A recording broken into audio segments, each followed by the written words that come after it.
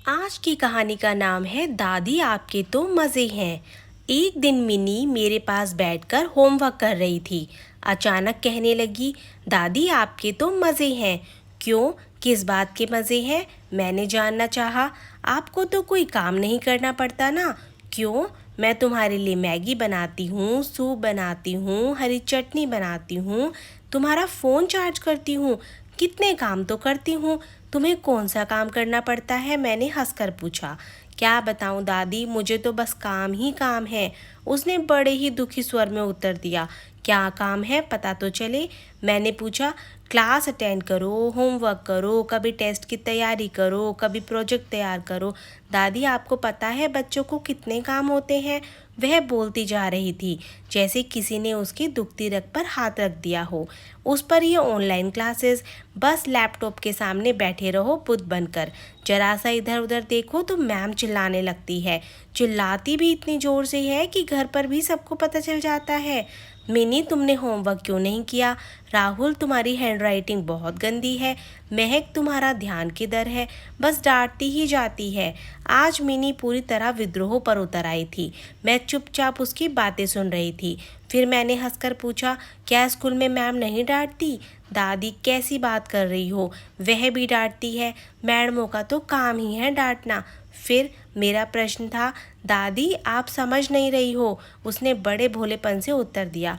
क्या नहीं समझ रही हूँ? तू कुछ बताएगी तो पता चलेगा। रुको, मैं आपको समझाती हूँ। स्कूल में भी मैम डांटती है, पर हम लोगों को बुरा नहीं लगता है, क्योंकि डांट तो सबको पड़ती है, इसलिए क्लास में सब बराबर होते हैं।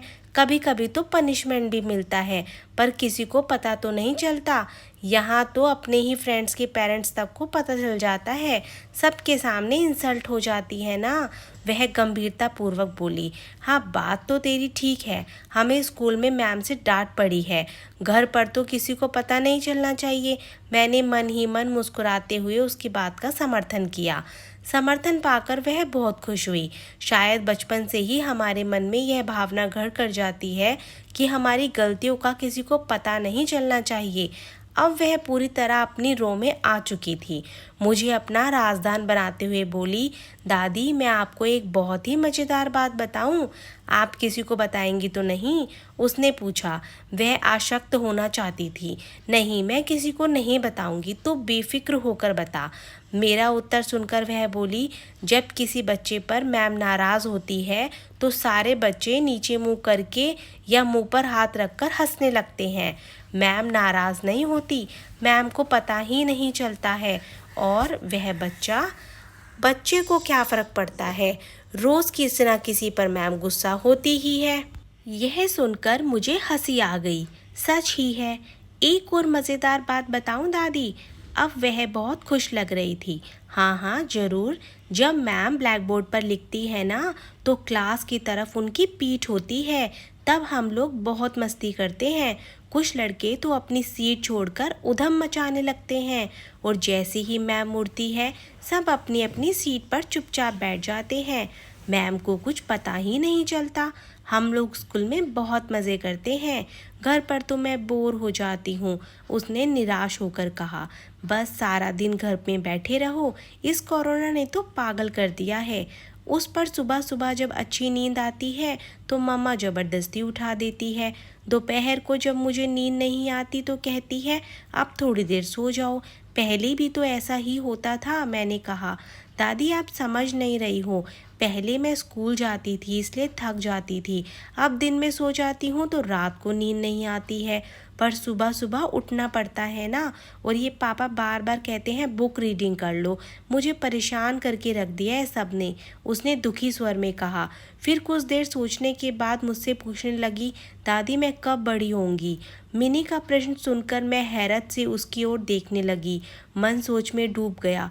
अक्सर बचपन में हम जल्दी बड़ा होना चाहते हैं, पर बड़े होने पर दुनियादारी में फंसकर हमारी बचपन की निश्चिंतता, निश्चलता, भोलापन सब पता नहीं कहाँ गायब हो जाते हैं। उम्र बढ़ने के साथ ही जिम्मेदारियों के बोझ तले दबते चले जाते हैं। धीरे धीरे जिम्मेदारियों का निर्वाह करते हुए हम स्वयं शारीरिक, मानसिक व भावनात्मक रूप से कमज़ोर हो जाते हैं। दूसरों का बोझ उठाते उठाते हम स्वयं सब पर बोझ बन जाते हैं।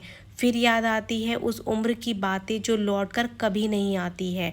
मगर मिनी को क्या पता है कि उम्र के इस पड़ाव तक पहुंचने के लिए कितना संघर्ष करना पड़ता है। वह तो बस जल्दी से जल्दी उस उम्र में पहुंचना चाहती है। दोस्तों, आपको आज की कहानी कैसी लगी कमेंट बॉक्स में ज़रूर बताएं और हाँ, और भी अच्छी प्यारी कहानी के लिए चैनल को सब्सक्राइब करें। Thank you.